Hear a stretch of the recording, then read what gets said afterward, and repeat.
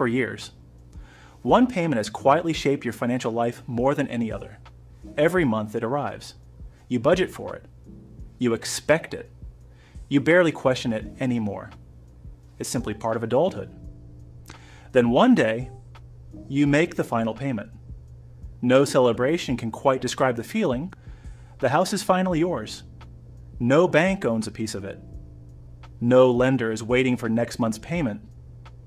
After years, sometimes decades, of working toward this moment, you've reached it. Most people think this is where the story ends. It isn't. In many ways, it's where a completely different story begins. Because paying off your house doesn't just eliminate debt, it changes the way money flows through your life. For the first time in years, one of your largest monthly expenses disappears. That money no longer belongs to the bank, it belongs to you. And that's where people unknowingly split into two very different paths. Some people immediately absorb the extra cash into their lifestyle. A nicer car, more subscriptions, more holidays, a bigger monthly budget. Within a few years, it feels as though the mortgage payment never disappeared at all. Others make a different decision. They continue living exactly as they did before. The only difference, the payment that once went to the bank now goes toward building their future instead. If you're interested in the psychology behind money and the habits that quietly create long-term wealth, consider subscribing. On this channel, we explore the financial decisions that matter most, not because they're exciting, but because they can change the rest of your life. The surprising part is this: paying off your house doesn't automatically make you financially free. It simply gives you a choice. And over the next few years, that choice often becomes the difference between someone who owns a home and someone who builds lasting wealth. Here's what's interesting. Most people spend decades working toward one financial milestone without ever asking what comes next. You spend years making mortgage payments. Every month, part of that money builds equity. The rest disappears as interest, taxes, and insurance. Then one day, the payment stops. On paper, nothing about your salary has changed. Your employer didn't give you a raise. You didn't switch careers. Yet your monthly cash flow has suddenly improved. In a way, it's the biggest pay rise you've experienced in years. The problem is that it doesn't feel like one. When a salary increases, you notice it.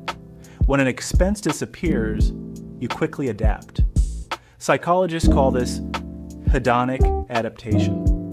Human beings are remarkably good at getting used to improvement. What once felt extraordinary soon becomes normal. That's exactly why so many people never become noticeably wealthier after paying off their house. The extra money slowly disappears.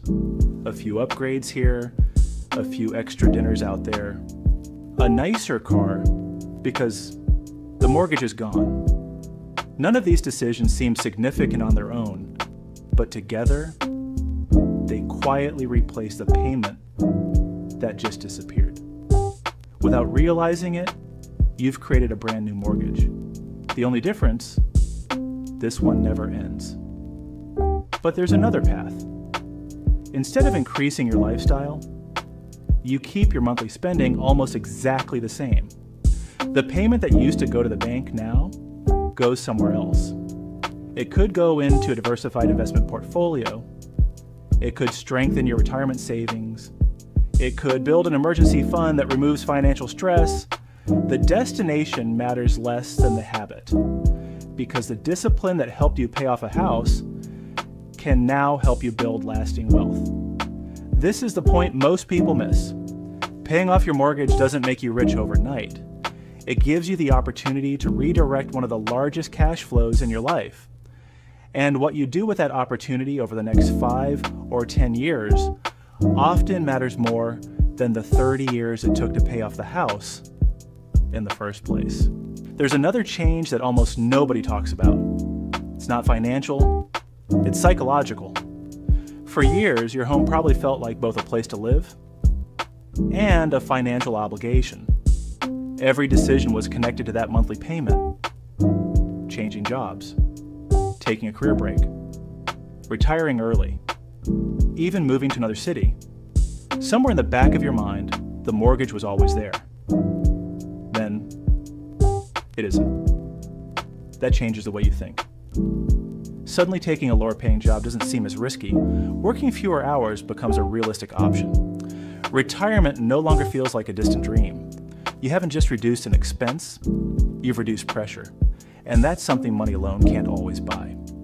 This is why many people describe paying off their home as feeling lighter. Not because their net worth suddenly doubled, but because one of the biggest sources of financial stress quietly disappeared. Ironically, this is also when some people make their biggest mistake. They believe they're finished. After decades of paying off debt, they feel they've won the game. So the financial habits that got them there begin to fade. Saving becomes less consistent. Investing slows down. Long-term planning takes a back seat. It makes sense psychologically. After all, you've reached a goal you've been chasing for years. The temptation is to relax. But financially, this is where the next chapter should begin. Think about it. For decades, you've already proven something remarkable. You've shown that you can commit to one financial goal every single month through recessions, unexpected expenses, and changes in life. Very few people have that level of consistency. Now imagine directing that same consistency somewhere else. Instead of sending that monthly payment to a lender, you invest it. Month after month, year after year. The habit doesn't change, only the destination does. And that's when something surprising happens. Your house stops being the finish line. It becomes the foundation. Because true financial freedom isn't simply owning the place you live. It's reaching the point where your money gives you choices. The freedom to work because you want to, not because you have to. And that's the real transformation that begins after the mortgage ends. In the end, paying off your house isn't really about the house. It's about what the mortgage represented. For years, a portion of every paycheck belonged to someone else. Now, it belongs to you. That shift is far more powerful than most people realize, because financial freedom rarely arrives all at once. It happens in stages. First, you stop relying on debt, then you build savings, then you invest. Eventually, you reach a point where your money begins supporting your life instead of your life supporting your money. Paying off your mortgage is simply one of the biggest steps in that journey, but it isn't the final step. In fact, for many people, it's the moment when wealth can grow the fastest. Think about the discipline it took to get here. You made payments through good years, through difficult years, during periods when money felt tight. You stayed committed because you knew the long-term goal mattered more than short-term comfort. Now imagine applying that exact same discipline to investing. The amount that once went to your mortgage could now be invested each month into a diversified, low-cost index fund. Nothing dramatic changes overnight. Just as paying off your house didn't happen in a single year, building investments won't either.